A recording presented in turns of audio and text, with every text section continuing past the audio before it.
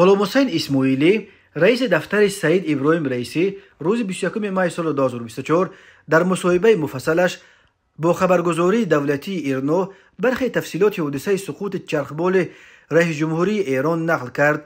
بنا به نقل اسماعیلی، از 8 نفری که سوار آن چرخبال سقوط کرده بودند، تنها امام تبریز عالم هاشم چندین ساعت دیگر زنده بود و آنها خبر سقوط چرخبال را از او گرفتند. اسماعیلی نیز روز 19 مای رئیس جمهور را در آن سفرش به مرز ایران و آذربایجان همراهی میکرد، ولی در راه بازگشت سواره چرخبال دیگر بوده است. از 3 چرخبالی که هیئت رسمی ایران بعد اشتراک در مراسم افتتاح سربند قلعه دختر در رود مرزی عرکس به تبریز برمیگشتند، دویش به او سه به نقطه مقصود رسید، ولی چرخبالی که رئیس جمهور ایران رئیسی، وزیر خارجه ایران حسین امیر عبداللهیان، امام 5 وقته تبریز علی هاشم، والی استان آذربایجان شرقی ملک رحمتی و با 3 تن از محافظان و خلبان سواری آن بودند سقوط کرد.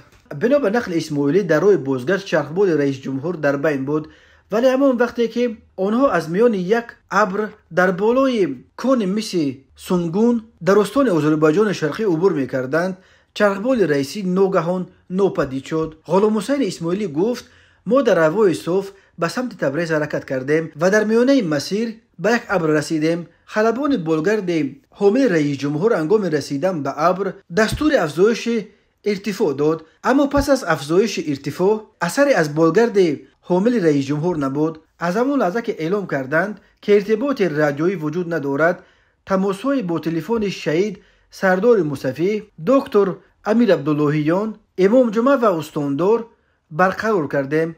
اما هیچ که از آنها پاسخ ندادند.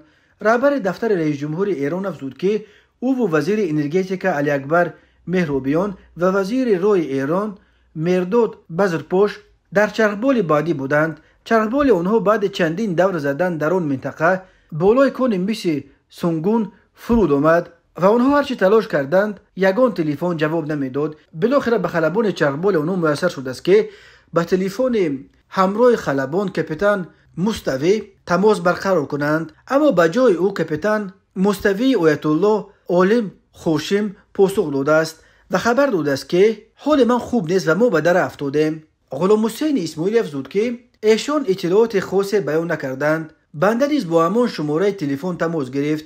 ایشان اعلام کردند که حالشون خوب نیست و نمیدونند که چه اتفاقی افتاده است. از عاقل عالم هاشم پرسیدیم که کجایید؟ گفت نمیدونم. رهبر دفتر ریاست جمهور ایران در مصاحبهش افزود: علی هاشم مشخص جنگل و درختان را داد. بلافاصله برای ما مشخص شد که بالگرد رئیس جمهور دچار سانحه شده و آنجا ماموریت خودمان که صریحاً به محل سانحه برسانیم و اگر نیاز به امداد و نجات باشد کار امداد و نجات را انجام دهیم. و افزود: بعداً فهمیدیم که سایر سرنشینان بالگرد در دم جان باختند.